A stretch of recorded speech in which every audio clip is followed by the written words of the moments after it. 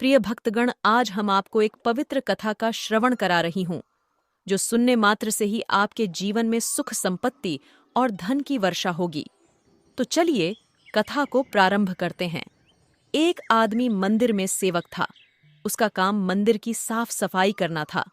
भक्तों और श्रद्धालुओं द्वारा दिए गए दान में से थोड़ा बहुत उसे मंदिर के पुजारी द्वारा दे दिया जाता। इसी से उसकी गुजर बसर चल रही थी। अगर आप भगवान शिव के भक्त हैं तो वीडियो को लाइक करके चैनल को सब्सक्राइब कर दें। वह अपनी जिंदगी से बहुत परेशान और दुखी था। मंदिर में काम करते करते वह दिन भर अपनी जिंदगी को लेकर शिकायतें करता रहता। एक दिन शिकायत करते हुए वह भगवान से बोला, भगवान शंकर जी, आपकी जिंदगी कितनी आसान है। आपको बस एक जगह आराम से खाड़ी डी ढीहे रहना होता है। मेरी जिंदगी को देखो, कितनी कठिन जिंदगी जी रहा हूं मैं। दिन भर कड़ी मेहनत करता हूं, तब कहीं 2 वक्त की रोटी नसीब हो पाती है। काश मेरी जिंदगी भी आपकी तरह होती। उसकी बात सुनकर भगवान शंकर बोले, तुम जैसा सोच रहे हो वैसा नहीं है। मेरी जगह रहना बिल्कुल आसान नहीं है। मुझे बहुत सारी चीजें देखनी पड़ती हैं, बहुत सी व्यवस्थाएं करनी पड़ती हैं। ये हर किसी के बस की बात नहीं है। भगवान शंकर जी, कैसी बात कर रहे हैं आप? आपका काम आसान ही तो है। आपकी तरह तो मैं भी दिन भर खड़े रह सकता हूं। इसमें कौन सी बड़ी बात है? मंदिर का सेवक बोला, तुम नहीं कर पाओगे। इस काम में बहुत धैर्य की आवश्यकता पड़ती है। भगवान शंकर बोले, मैं जरूर कर पाऊंगा। आप मुझे एक दिन अपनी जिंदगी जीने दीजिए। आप जैसा बताएंगे मैं वैसा ही करूंगा। मंदिर का सेवक जिद करने लगा। उसकी जिद के आगे भगवान शंकर मान गए और बोले, ठीक है, आज पूरा दिन तुम मेरी जिंदगी जियो। मैं तुम्हारी जिंदगी जीता हूं, लेकिन मेरी जिंदगी जीने के लिए तुम्हें कुछ शर्तें माननी होगी। मैं हर शर्त मानने को तैयार हूं भगवान शंकर जी।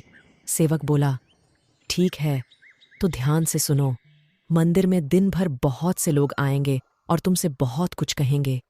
कुछ तुम्हें अच्छा बोलेंगे तो कुछ बुरा। तुम्हें हर किसी की बात चुपचाप एक जगह मूर्ति की तरह खड़े रहकर धैर्य के साथ सुननी है और उन पर कोई प्रतिक्रिया नहीं देनी है। सेवक मान गया।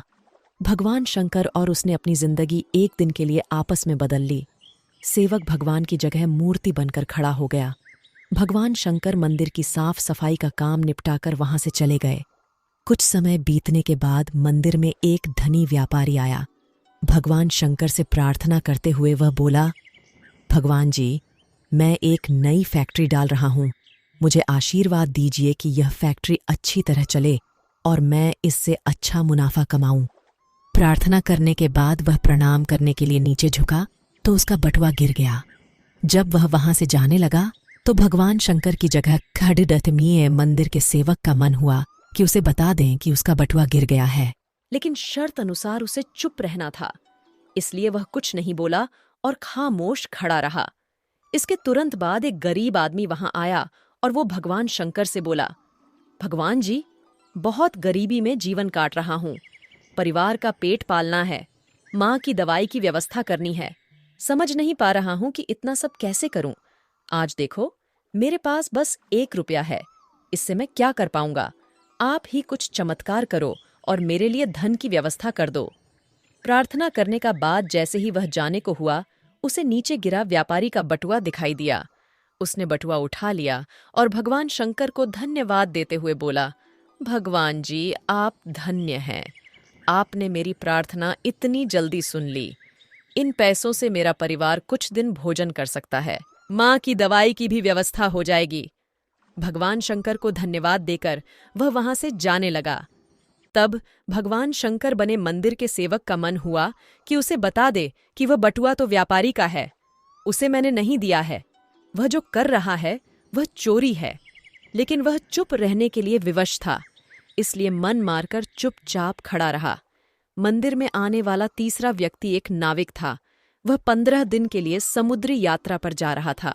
भगवान शंकर से उसने प्रार्थना की कि उसकी यात्रा सुरक्षित रहे और वह सकुशल वापस आ सके। वह प्रार्थना कर ही रहा था कि धनी व्यापारी वहां आ गया। वह अपने साथ पुलिस भी लेकर आया था। नाविक को देखकर वह पुलिस से बोला, मेरे बाद ये मंदिर में आया है, जरूर इसने ही मेरा बटुआ चुराया होगा। आप इसे गिरफ्तार कर लीजिए। पुलिस नाविक को पकड़कर ले जाने लगी। भगवान शंकर बने आदमी को अपने सामने होता हुआ ये अन्याय सहन नहीं हुआ। शर्त अनुसार उसे चुप रहना था, लेकिन उसे लगा कि बहुत गलत हो चुका है। यदि अब मैं चुप रहा तो एक बेकसूर आदमी को व्यर्थ में ही सजा भुगतनी पड़ेगी।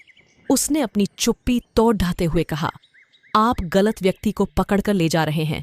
ये बटुआ इस नाविक ने नहीं, बल्कि इसके पहले आए गरीब व्यक्ति ने चुराया है। मैं भगवान हूं और मैंने सब देखा है। पुलिस भगवान की बात कैसे नहीं मानती? उनकी बात मानकर उन्होंने नाविक को छोड़ दिया और उस गरीब आदमी को पकड़ लिया जिसने बटुआ लिया था। शाम को जब भगवान वापस आए तो मंदिर के सेवक ने पूरे दिन का वृत्तांत सुनाते हुए उन्हें गर्व के साथ बताया कि आज मैंने एक व्यक्ति के साथ अन्याय होने से रोका है। देखिए, आपकी जिंदगी जीकर आज मैंने कितना अच्छा काम किया है। उसकी बात सुनकर भगवान शंकर बोले, ये तुमने क्या किया? मैंने तुमसे कहा था कि चुपचाप मूर्ति बनकर खाड़ी डीढ़े रहना, लेकिन वैसा न कर तुमने मेरी पूरी योजना पर पानी फेर दिया। उस धनी व्यापारी ने बुरे कर्मों द्वारा इतना धन कमाया है। यदि उसमें से कुछ पैसे गरीब आदमी को मिल जाते तो उसका भला हो जाता और व्यापारी के पाप भी कुछ कम हो जाते। जिस नाविक को तुमने समुद्री यात्रा पर भेज दिया है, अब वह जीवित वापस नहीं आ पाएगा। समुद्र में बहुत बड़ा तूफान आने वाला है। यदि वह कुछ दिन जेल में रहता तो कम से कम बच जाता। सेवक को यह सुनकर एहसास हुआ कि वह तो बस वही देख पा रहा था जो आंखों के सामने हो रहा था। उन सब के पीछे की वास्तविकता को वह देख ही नहीं पा रहा था। जबकि भगवान शंकर जीवन के हर पहलू पर विचार अपनी योजना बनाते हैं और लोगों के जीवन को चलाते हैं। इस सीख कहानी से शिक्षा, हम सब भी भगवान शंकर की योजनाओं को समझ नहीं पाते। जब हमारे साथ कुछ गलत हो रहा होता है या हमारे हिसाब से कुछ नहीं हो रहा होता है तो अपना धैर्य खोकर हम भगवान को दोष देने लगते हैं। हम ये समझ नहीं पाते कि इन सब के पीछे भगवान की कोई न कोई योजना छुपी हुई होती है। Thanks for watching. Please like and comment. Amazing Animation VFX YouTube channel. Subscribe for more videos.